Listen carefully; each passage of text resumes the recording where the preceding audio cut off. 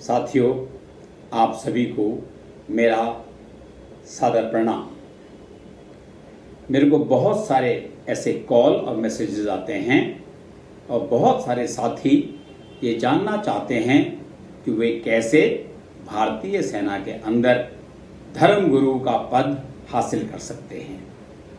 तो आज इस वीडियो में मैं आप सभी को विस्तार से इस प्रक्रिया के बारे में बताऊंगा, ताकि आप में से जो इच्छुक हों वो इस तरह की जानकारी से अपनी तैयारी पूरी कर सकें और शान से भारतीय सेना में नायब सूबेदार का पद हासिल करके धर्मगुरु के सम्मानित पद पर अपने आप को पालें या देख सकें। तो चलिए, प्रक्रिया का पहला जो पड़ाव होता है कि भारतीय सेना में कौन धर्मगुरु बन सकता है। देखिए, भारतीय सेना में सभी धर्मों के धर्मगुरु जो भारत में पाए जाते हैं, लगभग उनके धर्मगुरु होते हैं। ये भारतीय सेना की जो सारी यूनिट्स हैं, चाहे वो इन्फेंट्री हो, आर्टिलरी हो, आर्मर्ड कोर हो, पैराज स्पेशल फोर्सेस हों या मेडिकल और इत्यादि बाकी सारे हों, उनमें धर्मगुरु यूनिट्स में तथा रेजिमेंटल सेंटर में होते हैं। ये धर्मगुरु हिंदू पंडित, गोरखा पंडित, मौलवी, ग्रंथी और पादरी के साथ साथ बौद्ध धर्म के कुछ धर्मगुरु हमारी बौद्ध जहाँ पे सोल्जर्स हैं उन यूनिट्स में होते हैं।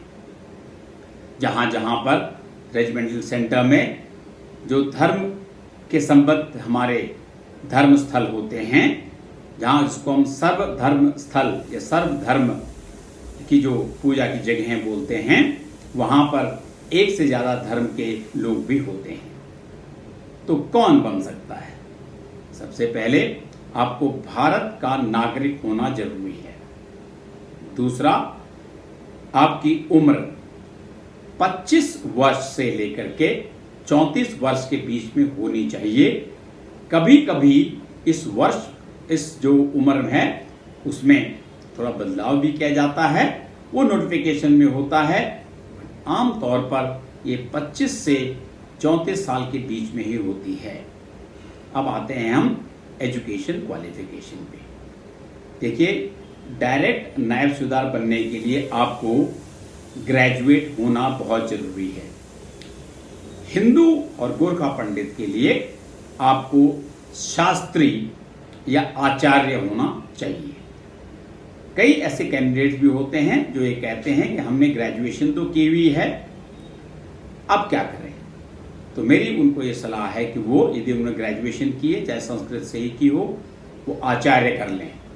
तो शास्त्री या आचार्य के साथ साथ आपके पास 1 साल का कर्मकांड का डिप्लोमा भी होना चाहिए। जहां तक इस्लाम के धर्मगुरु हैं, वो ग्रेजुएशन के साथ साथ उनके पास जो आलिम की डिग्री है या आलिम का सर्टिफिकेट है, वो भी होना जरूरी है। ग्रंथी के लिए ग्रेजुएशन के साथ साथ आपके पास ज्ञानी की डिग्री या ज्ञानी का सर्टिफिकेट होना चाहिए। और जो धर्मगुरु बनना चाहते हैं पादरी, उनके पास ग्रेजुएशन के साथ साथ ऑर्डेन्ड प्रीस्ट का सर्टिफिकेट होना जरूरी है। यदि आपके पास ये डिग्री है तो हर वर्ष भारत सरकार के आर्मी हेडक्वार्टर का जो डिपार्टमेंट है, वो फरवरी और मार्च के महीने में एक नोटिफिकेशन निकालता है। वैकेंसीज जहां तक सवाल है, जनरली ये 2 कोर्सेज के लिए होती हैं। एक कोर्स की नफरी लगभग 60 से 65 के बीच में होती है। कभी कभी ये 3 भी हो जाते हैं, यानी आमतौर पर 120 से 130 धर्मगुरु और कभी कभी 170 तक के धर्मगुरु 1 साल में लिए जाते हैं। ये जो धर्मगुरु हैं, ये इन जो मैंने आपको बताया सारे धर्मों को के लिए होते हैं। जब आप अपना सर्टिफिकेट या अपना एप्लीकेशन ऑनलाइन करेंगे तो उसकी वेटिंग या उसकी जांच की जाती है। उस जांच के बाद आपको एडमिट कार्ड इशू किए जाते हैं रिटन एग्जाम के लिए। रिटन इम्तिहान आमतौर पर जून के पहले या दूसरे हफ्ते में होता है।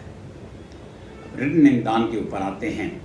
जो रिटन एग्जामिनेशन है उसमें 2 पेपर होते हैं। पहला पेपर सारे कैंडिडेट्स के लिए कॉमन होता है। ये सामान्य ज्ञान का पेपर होता है। इस सामान्य ज्ञान के पेपर में आपको जो भी सब्जेक्ट्स होते हैं उनकी जानकारी मैंने एक अलग से जो स्लाइड है या अटैचमेंट है उसमें दी हुई है। आमतौर पर सामान्य ज्ञान में जो देश में चल रहा करंट अफेयर्स हैं, इतिहास, भूगोल, भारत का संविधान, हमारी संस्कृति, इसके बारे में सवाल पूछे जाते हैं। डिटेल्स आप अटैच स्लाइड या अटैच पेपर में देख लीजिए। इस पेपर में 50 सवाल आते हैं। हर सवाल के 2 नंबर होते हैं, यानी 100 नंबर में से आपको पास होने के लिए कम से कम 40 नंबर लाने जरूरी हैं। जिसके 40 नंबर आएंगे उसी का सेकंड पेपर करेक्ट होता है। अब जो सेकंड पेपर होता है वो अलग अलग धर्म के लिए अलग अलग होता है, यानी वो धर्म से संबंधित होता। हिंदुओं के लिए अलग होगा, पादरीज के लिए अलग होगा, इस्लाम के लिए और ग्रंथीज के लिए अलग अलग होगा, जिसमें आपको धर्म के संबंधित सवाल पूछे जाएंगे। क्या क्या पूछे जाएंगे इसका सिलेबस भी मैंने अटैचमेंट में दे रखा है। ये पेपर बहुत जरूरी है। इसमें जो नंबर आएंगे उसी के बेसिस के ऊपर मेरिट लिस्ट बनती है। इस मेरिट लिस्ट के बेसिस के ऊपर कैंडिडेट्स को अगली कार्रवाई यानी फिजिकल और मेडिकल के लिए बुलाया जाता है। तो इस पेपर में अच्छा करना, नहीं बहुत अच्छा करना बहुत जरूरी होता है।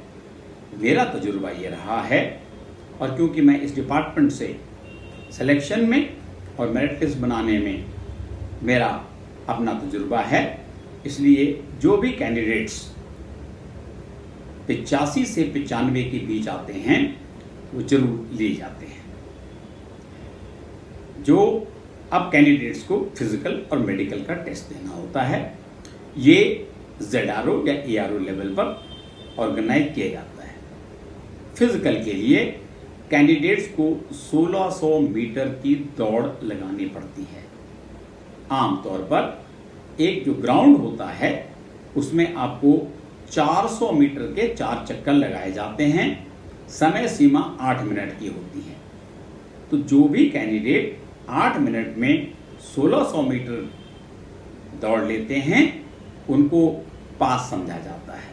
फिर आती है आपकी मेडिकल की बारी। मेडिकल आपका जो भी आपको मेडिकली फिट होना चाहिए उसके लिए भी क्या क्या मापदंड हैं ये मैं आपको एक अटैच फाइल में या एक स्लाइड में दे रहा हूं। जो भी कैंडिडेट्स रिटन इम्तिहान, फिजिकल और मेडिकल में पास हो चुके होते हैं उनका अंतिम पड़ाव है साक्षात्कार यानी इंटरव्यू। अभी इंटरव्यू के लिए भारत सरकार का आर्मी हेडक्वार्टर डिपार्टमेंट ये जिम्मेवारी रेजिमेंटल सेंटर को देता है।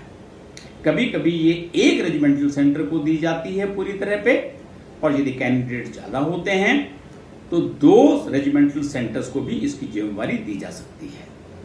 अब जो रेजिमेंटल सेंटर के कमांडेंट होते हैं वो ब्रिगेडियर रैंक के अफसर होते हैं। एक सीनियर और तजुर्बेकार अफसर हैं, या तो वो खुद इस टेस्ट में खुद प्रिजाइडिंग अफसर होंगे, और यदि उनके पास समय नहीं होता है तो उस समय पर वो किसी सीनियर कर्नल को इसकी जिम्मेवारी देते हैं। इंटरव्यू पैनल में नॉर्मली 3 से 4 ऑफिसर्स होते हैं, और साथ में धर्म गुरु के लिए जिस धर्म का भी इंटरव्यू लिया जा रहा है उसके धर्म गुरु जो पुराने और सीजन्ड होते हैं वो होते हैं। कभी कभी एक धर्म गुरु होते हैं, और यदि जरूरत पड़ती है तो ये 1 से ज्यादा यानी 2 धर्म गुरु भी हो सकते हैं।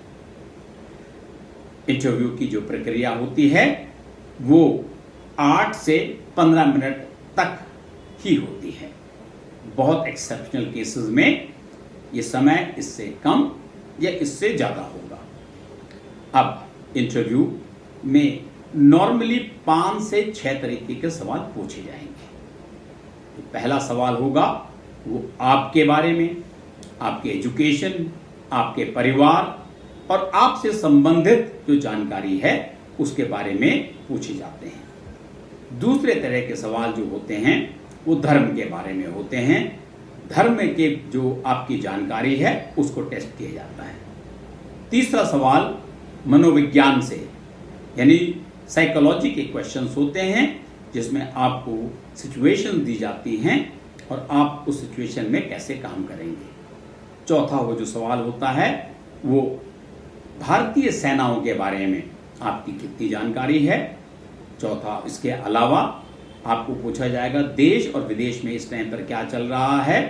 और आखिर में जो पूछा जाता है आपको सवाल वो पूछा जाएगा कि आप क्यों धर्मगुरु बनना चाहते हैं या आपके अंदर अपनी ऐसी कौन सी काबिलियत है जो आप धर्मगुरु बनने के लायक हैं। इस तरह के सवाल पूछे जाते हैं और आपका इंटरव्यू समाप्त हो जाता है। इसके बाद आर्मी हेडक्वार्टर एक मेरिट लिस्ट तैयार करता है। मेरिट लिस्ट में आपके रिटन एग्जामिनेशन के सेकंड पेपर यानी धर्म के पेपर तथा इंटरव्यू के मार्क्स मिलाए जाते हैं। 200 नंबर में से आपकी नॉर्मली मेरिट लिस्ट बनती है।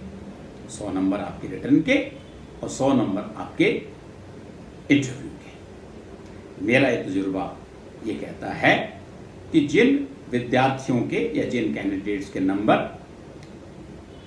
रिटन एग्जामिनेशन में 85 से 95 के बीच हैं और इंटरव्यू में 70 से ऊपर यानी 75 से 85 के बीच में होते हैं, ये अवश्य ही मेरिट लिस्ट में आते हैं।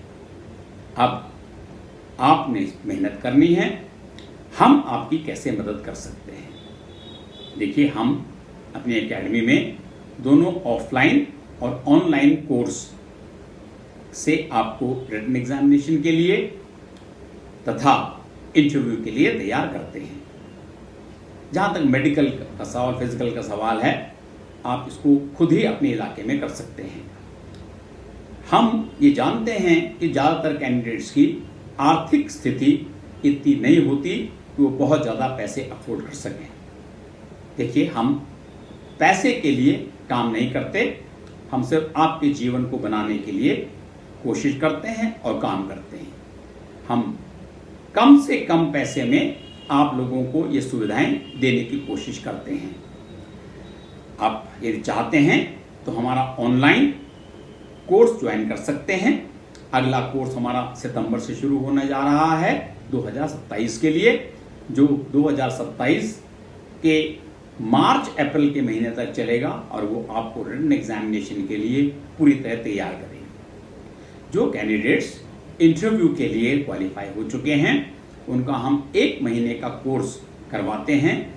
कई बैचेस में ये चलता है। पहला बैच हमारा 27 सितंबर 2026 से शुरू हो रहा है जो 1 महीने का होगा। मैं आपको विश्वास दिलाता हूं कि यदि आप हमारे पास देहरादून में हमारी एकेडमी में आएंगे तो आपको अपने जीवन में खुद बहुत बदलाव महसूस होंगे और बहुत सारे कैंडिडेट्स सफल होकर के शान से भारतीय सेना के अंदर जेसीओ का धर्मगुरु का पद हासिल करेंगे।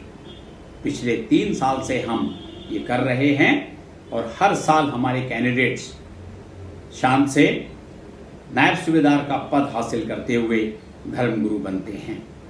यदि आपकी इच्छा हो तो हमसे संपर्क कीजिए। टेलीफोन नंबर इसी में दिए गए हैं। आपका बहुत बहुत धन्यवाद। जय हिंद, जय भारत।